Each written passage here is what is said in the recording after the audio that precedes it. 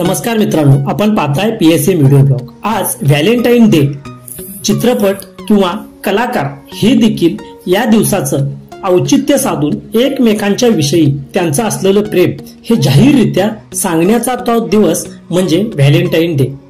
या व्हॅलेंटाईन डेला कोणी थेट लग्नासाठी विचारलं तर कोणी पहिली डेट ही नाकारली आणि काही मराठी जोडपी आज करतायत सुखाचा संसार। तर मित्रांनो, या व्हिडिओत आयुष्यातील खास व्यक्तीशी झालेली पहिली भेट आणि त्या व्यक्तीनं दिलेली पहिली भेटवस्तू आपल्या कायमच लक्षात राहते आणि त्या आठवणी हृदयात विशेष स्थान करून बसतात। अशाच जोडीदारांच्या पहिल्या भेटीची आणि भेटवस्तूचे किस्से काही कलाकारांनी आजच्या व्हॅलेंटाईन डेच्या निमित्तानं शेअर केले आहेत आणि ते या चॅनेलच्या माध्यमातून मी आपल्यापर्यंत पोहोचवत आहे। हार्दिक जोशी म्हणतो, व्हॅलेंटाईन डे का खास असतो माझ्यासाठी। हार्दिक जोशी आणि अक्षयाची पहिली भेट तुझ्यात जीव रंगला या मालिकेच्या सेटवर झाली। मालिका संपल्यानंतर भेटीगाठी कमी झाल्यानंतर एकमेकांच्या बद्दल त्यांना काही वाटत असल्याचं तसेच एकमेकांच्या प्रती त्यांच्या काही खास भावना असल्याची जाणीव त्यांना झाली। तेव्हा माझ्या आईनं पुढाकार घेतला होता। मी 3 वर्षापूर्वी व्हॅलेंटाईन डेलाच तिच्या घरी जाऊन लग्नाची मागणी घातली होती। तेव्हा बाकी कुठल्याही भेटवस्तूपेक्षा आमच्या नात्याला व्हॅलेंटाईन डेला सुरुवात झाली आणि तिची साथ मला आयुष्यभरासाठी राहते। ही माझ्यासाठी अनमोल गोष्ट होती। त्याच्यानंतर गौतमी देशपांडेचा नाही ते हो पर्यंतचा प्रवास हा कसा झाला हा तिने शेअर केला आहे। स्वानंदला पहिल्यांदा भाडीपाच्या ग्रुपमध्ये त्याचे फोटो पाहिले होते।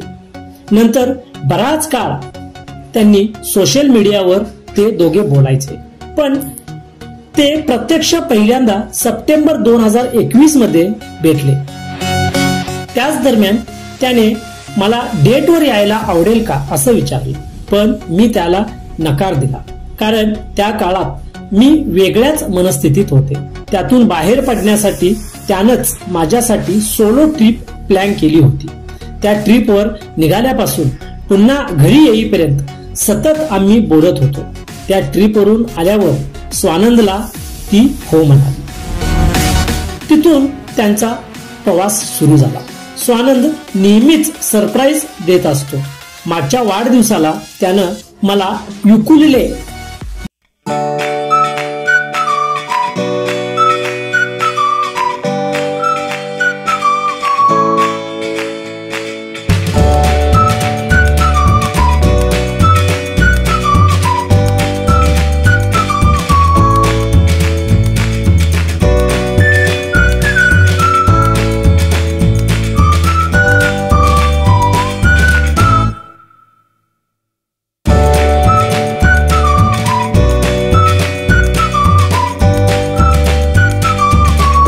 नाटक इंग्रजी असल्याने अस्खलित इंग्रजी बोलणारी मुलगी मी शोधत होतो। तेव्हा एका संस्थेत शिवानीची आई शिकवायची, तर त्यांच्याकडून ती चांगलं इंग्रजी बोलत असल्याचं समजलं। ती 2011ला ऑडिशनला आली तेव्हा त्यांची पहिली भेट झाली। पुढे अजून काही नाटकं एकत्र केली, त्यातून बॉन्ड घट्ट झाला आणि मैत्रीचं प्रेमात रूपांतर झालं। त्यामुळे रंगभूमी आम्हा दोघांसाठी खूप महत्वाची आहे। आज रंगभूमीमुळे आम्ही एकत्र आहोत। त्याच्यानंतर शिवानी सुर्वे हिला अजिंक्यातल्या चित्रकाराचं तिला कौतुक वाटतं। अजिंक्य हा उत्तम चित्रकार आहे। स्वतःच्या हातानं क्रिएटिव्ह गोष्टी बनवून द्यायला त्याला नेहमीच आवडतात।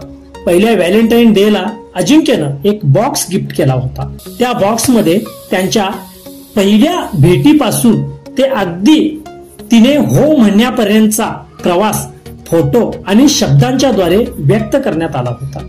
ते गिफ्ट माझ्यासाठी खूपच खास आहे। अजिंक्यला पेंटिंग करायला आवडतं।